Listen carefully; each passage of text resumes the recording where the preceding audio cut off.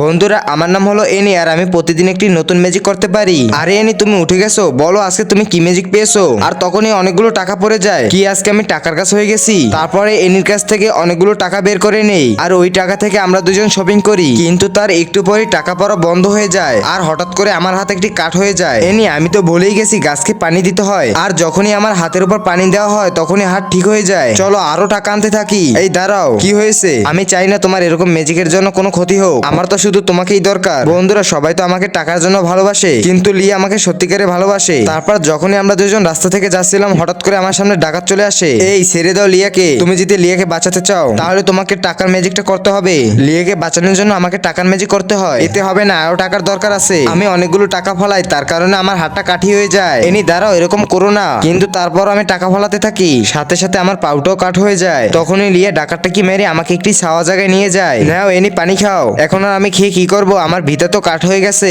কিছুক্ষণ পর এনি সত্যিকারে একটি বড় কাঠ হয়ে যায়।